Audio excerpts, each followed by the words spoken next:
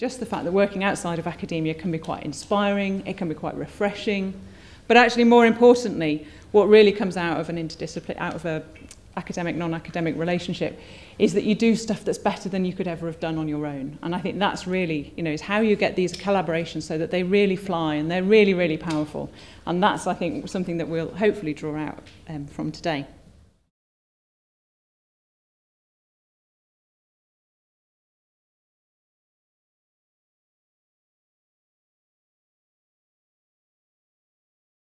Regional groupings of research-intensive universities are rapidly emerging across the UK and indeed internationally. And they are emerging because it's widely perceived that they do enable the sharing of our research infrastructure, but also our potential to identify thematic areas of expertise and to address those in a way which draws on our research strength, both disciplinary and interdisciplinary. These kinds of collaborative groupings will, I think, become increasingly important for universities and therefore for you as researchers as we develop our research capacity to address the grand challenges and societal challenges that face us in terms of both internationally and nationally. And you will be aware, I'm sure, that increasingly research councils, employers, academics recognise the value of working across disciplinary boundaries so that you're able to see what other disciplinary perspectives bring to bear on your own research challenges and enrich it and challenge you to question assumptions that perhaps you've made or to bring new insights or new methodological approaches. So I hope that you'll take the opportunity to think about collaboration not only regionally and internationally, but also in terms of interdisciplinary collaboration as well. You will form with private sector, third sector, public sector stakeholders will be invaluable for the way in which you formulate your research projects, you develop your research understanding, and that you go on to pursue your research careers, whether that's within universities or outside. So thinking very early in your research careers about how you develop effective relationships with external stakeholders is another form of collaboration that's going to be really important to your own researcher development.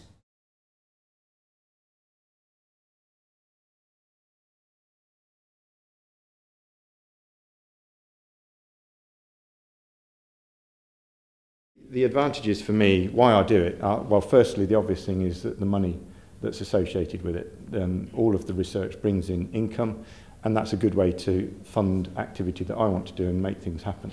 But if that's your only motivation, you're not going to get very far. You need to be, in my view, of the mindset that you are collaborating in a real and substantive way. You are trying to find out things together with your collaborators and working on their behalf, almost to the extent that I'm an advocate of the company within the university. So we had the comment earlier about contracts being punitive, so the collaborators aren't getting out of it what they hoped. I will act on behalf of the company and go and negotiate a fair contract with our research office to make sure that it's all working properly. I'm the only one that can do that, really. The industrial partner can say they don't like it, but I have to make things happen inside the university to make sure we get to a satisfactory conclusion with the contract, the IP and all the rest of it. You have to have that mindset that you're there to partner. If you see it as a way of getting money and nothing more, then you're not going to be a very good collaborator. Other things that you can't get without collaboration, the knowledge from the partners. It's knowledge exchange, it's not knowledge transfer. We've heard that before. You're not there to fix their problems in isolation. You need to learn a lot from the partner. They have some very specialist knowledge that it's really useful for you to get access to. Really important thing is problems to solve. You can't go and be a scientist or a researcher in a vacuum. You need some problems to work on. And a really useful thing we get from collaboration is those real problems to go and get our teeth into that somebody really cares about. And if you've got that ability, and if you can keep the industrial partners engaged so that they don't just set you a task and then come back in 3 years, they're interested in what's happening, and they help to shape what you're doing as you go through, listen to what you're doing, suggest ways that you might improve it, all of those things, and you're receptive to that, then that problem-solving element is a really important part of stimulating good research. Also, in my particular area, you need access to the latest technology. There's no point at all me doing research on an engine, that's my specialist area, engines, transmissions, powertrain. An engine from 1965 is not going to teach us much nowadays. You could do some fundamental research, but really you need to be working on modern state-of-the-art equipment. And you're not going to get that unless you're collaborating with the companies that own that. It's good fun. If it wasn't fun, I wouldn't be doing it.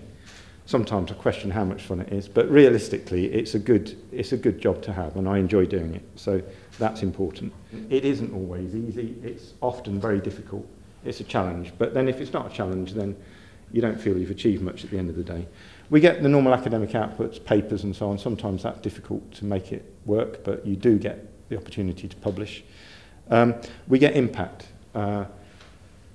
I've been quite fortunate in the sense that all of the work that I do is collaborative. That means that we ought to be generating impact. Impact, if you define it in one sentence, is things that have changed in the real world as a result of work that you've done in the university.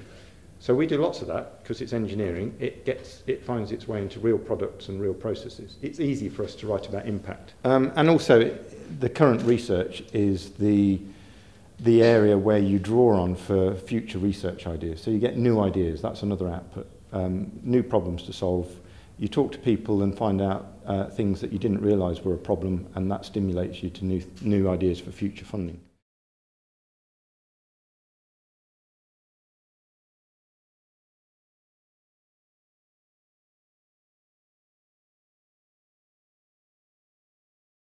An academic called John Seeley Brown from Harvard, and he writes about the fact that if you're going to innovate and if you're going to bring new things into the world, you need to work with people who are not like you. You need to find some people who are different in their skills, their culture, their outlook, their discipline, and work with them, and that's when new and exciting things gets made.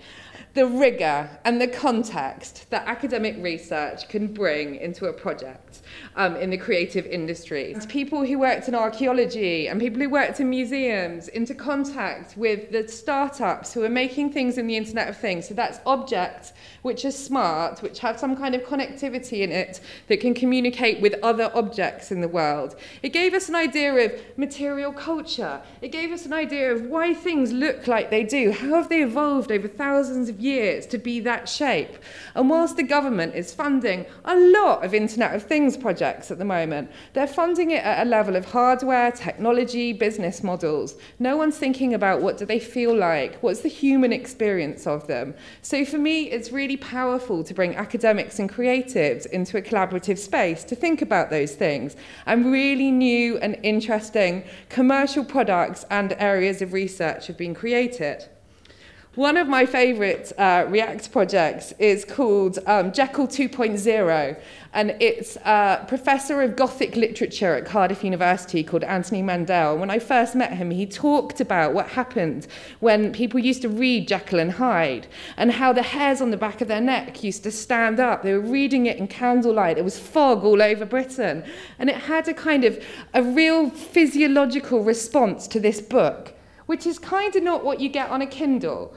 You're reading something and you're kind of like, yeah, okay, maybe. So we worked with a games company called Slingshot to say, how could we re-physicalize your experience of Jekyll and Hyde? And Jekyll 2.0 is a game stroke tourist attraction that will happen in a building. You'll buy a ticket, it'll be like a maze, and it'll be the Jekyll and Hyde maze, and the only way you'll be able to get through the game is by your biofeedback, by how anxious you are, by how much you're breathing, by how much you're sweating.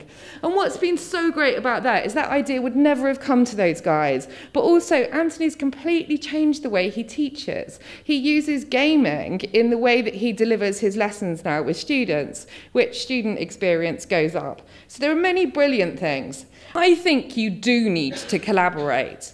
And especially in creative industries, universities are not at the cutting edge of creative industries. Companies are, small startups doing fascinating, innovative, on-the-edge things. You need them to remain relevant, to get people to come in and go to your universities. So I actually think you do need to collaborate. Collaboration is really hard work. I've been collaborating all day and I feel like wrung out, but it's also massively rewarding. You will find new areas of research, new ways of teaching, new things to think about that will blow your minds. And I really hope that you will be the change. You will question some of these structures, because it's not about academia, it's about kind of bureaucratic institutions. And those things can be changed, but it takes a lot of people, a lot of sustained time to question them, to not accept them, and to find really fruitful ways of collaborating together. Thank you.